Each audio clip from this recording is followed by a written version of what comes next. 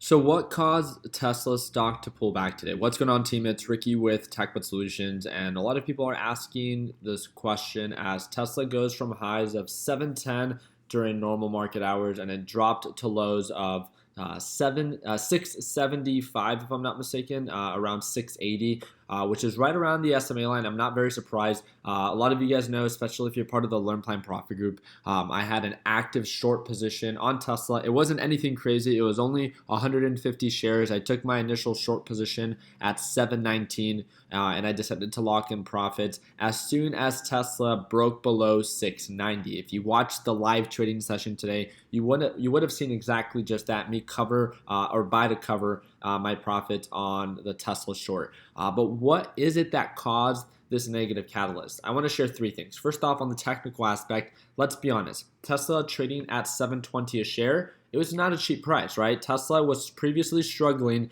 to break above $700. This was a previous resistance level. Now that it broke above 700, you guys can see that almost every time that it pulled on back, 700 now acted as a support level, which was great. We were testing that support level multiple times. Today, we broke below it on the technical aspect, and as well as based off of certain news. This is what originally started it, where Tesla is tumbling because Autopilot is being investigated. Nothing is set in stone. It's just the news that, again, they're looking into Tesla, and there's a certain amount of vehicles that they're looking into as they think of it to be a reason on why these series of accidents are, happening. At the end of the day, when it comes down to the series of different accidents that have happened with Tesla, more often than not, they are the driver's fault. And a lot of you guys have seen the news when it comes down to different accidents. It's usually individuals trying to mess around with that autopilot and not taking it seriously enough. So it makes sense on maybe why they want to investigate it, just to make sure that Tesla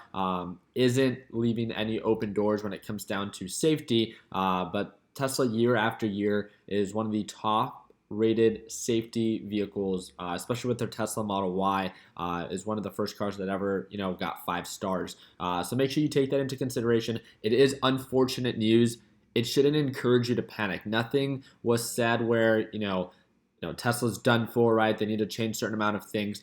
They're just being investigated. And this is unfortunate. This, of course, creates some questions for investors and some fear. So it makes sense on why it pulled on back. The second thing that I want you guys to look into is how many of you guys saw that ARKK is being now shorted by Michael Burry. And I don't know if Michael Burry is taking this seriously, but at the end of the day, this guy's known for the Big Short, which made an absolute killing, right? He was the one that was shorting the real estate market or the housing bubble, and when the housing crisis happened, he made a ton of money, right? That's where he really established his name. And ever since then, first off, it's an incredible movie. If you guys haven't watched it already, feel free to check it out. But I just feel like, he's been talking about shorting Tesla since last year, early or late 2020. I remember seeing an article late 2020 of him shorting Tesla. But you could see that, again, even from previous levels to where it's at now, it's nothing significant. Now he's shorting ARKK, and if you guys know, that's Kathy Wood's ETF. ARKK has, again, a big focus in Tesla stock. So you can see that why maybe that act as a further negative catalyst. So definitely not a great day for Tesla, but a great day for those that potentially want to buy the dip on Tesla. Now, one of the things that we have to cover is, of course, Tesla has found a support level before at the SMA line. It doesn't have to bounce here, though. So it's nice to see it pull on back finally. I would love to buy a couple more shares. But if Tesla does begin to really sell off, you can't be surprised if we do break below the SMA line, as patterns tend to repeat themselves, but they don't always have to. So let's wait for that confirmation of a reversal.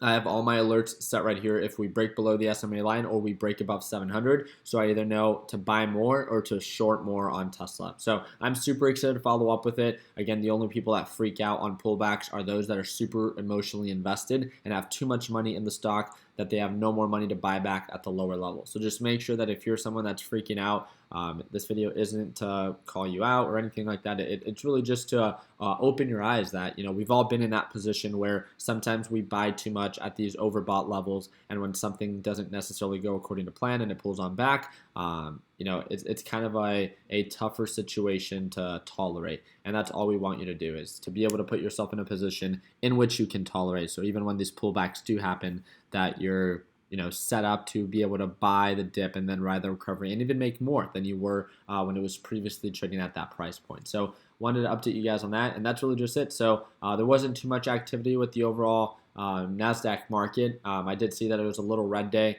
but nothing too crazy. Some days are obviously better than others, and this is one of the things that we said within the Learn Plan Profit live training session today, and it's something that I want to share with you guys. It's days like this that really put into perspective that it's not about trading every single day, but trading when it makes sense. So days like this, instead of trying to force a trade, it's sometimes even best to not take any, to allow the opportunity to really present itself. So once it does settle and find a support, we can, buy the dip and be able to, again, set our future selves up for success. So let me know if you guys have any comments and put them down in the comment section. I hope that I earned your thumbs up. Consider subscribing, and I will see you tomorrow for a live trading session. If you guys want to join us, that's going to be that second link down below. Like always, let's make sure that we end the year on a green note. Take it easy, team.